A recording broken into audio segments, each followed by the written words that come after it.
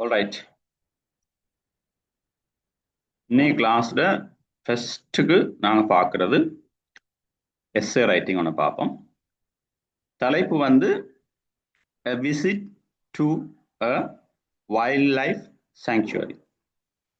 ஒரு வனவிலங்கு சரணாலயத்திற்கு ஆன பயணம்.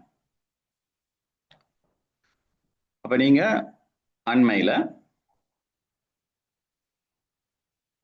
சென்றிருந்த வன விலங்கு சரணாலயத்துக்கான ஒரு பயணத்தை பத்தி ஒரு கட்டுரை எழுத போறீங்க. ஒரு 150 சொல்ல 150 தொடக்கம் ஒரு 200 சொற்களை கொண்ட ஒரு சிறிய கட்டுரை எழுத போறீங்க. பாருங்க, லாஸ்ட் வீக்கெண்ட், அப்ப கடந்த வார இறுதியில், I visited a wildlife sanctuary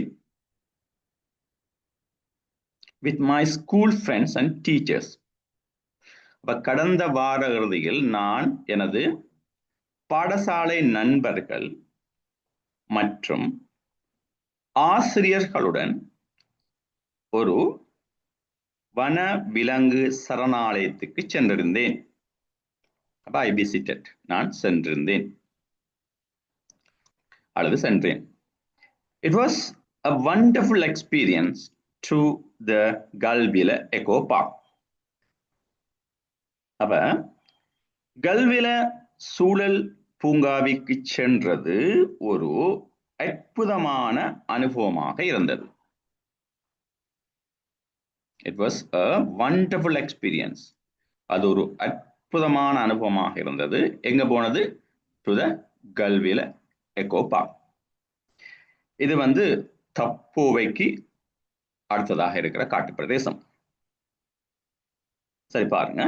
The sanctuary was spread over an area and covered with thick forest and a clear river flowing through it. அந்த சரணாலயம், the sanctuary, சரிதானே? சரணாலயம் ஒரு பரந்த நிலப்பரப்பில், spread over an area, ஒரு பரந்த நிலப்பரப்பில் வியாபித்திருந்தது, சரிதானே?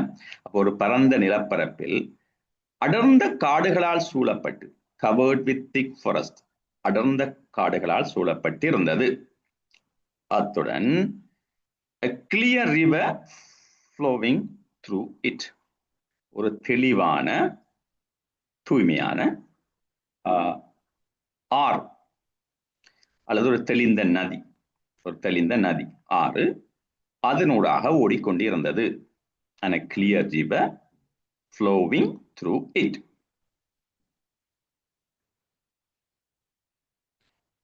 The fresh air, tall trees and peaceful surroundings made the place very beautiful and soothing.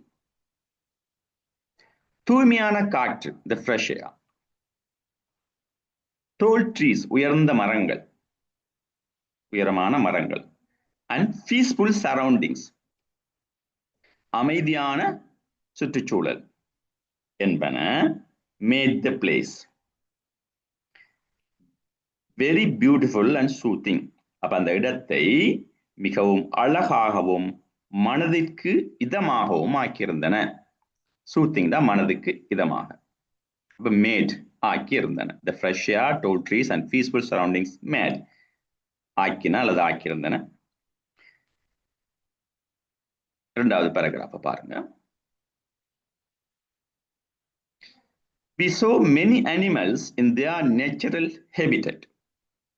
நாங்கள் பல விலங்குகளை அவற்றின் இயற்கையான வாழ்விடத்தில் கண்டோம் அல்லது பார்த்தோம். In their natural habitat. There were deer, spotted in the open meadows, elephants near the water, and monkeys playing in the trees. இப்ப நாங்கள் பல விலங்குகளை அவற்றின் இயற்கையான வாழ்விடத்தில் கண்டோம். திறந்த புல்வெளிகளில் ஓப்பன் மீடோஸ், இந்த ஓப்பன் மீடோஸ் திறந்த புல்வெளிகளில் மான்களும், நீருக்கு அருகில் யானைகளும், மரங்களில் குரங்குகளும் விளையாடி கொண்டிருந்தன. We were also lucky to see a bear resting in the shade. அப்ப நிழலில் ஓய்வெடுத்துக் கொண்டிருந்த ஒரு கரடியையும் பார்க்கும் பாக்கியம் எங்களுக்கு கிடைத்தது. We were also lucky to see a bear resting in the shade. நிழலில் ஓய்வெடுத்துக் கொண்டிருந்த, ரெஸ்டிங்னா ஓய்வு எடுத்துக் கொண்டிருக்கின்ற ஒரு கரடியையும் பார்க்கும் பாக்கியம் எங்களுக்கு கிடைத்தது. Many colorful birds were flying around, and their sweet sounds made the atmosphere lively. பல வண்ண பறவைகள் சுற்றி பறந்து கொண்டிருந்தன. அவற்றின் இனிய ஒலிகள் அந்த சூழலை உயிர்ப்பூட்டின.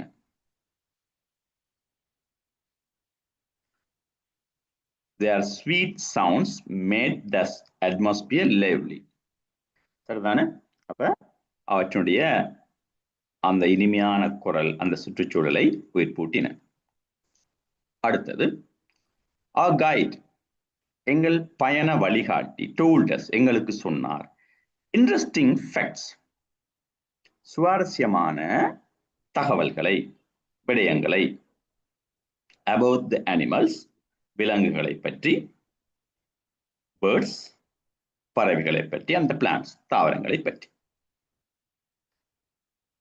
So, ஆகவே, our guide told us interesting facts about the animals, birds, and plants.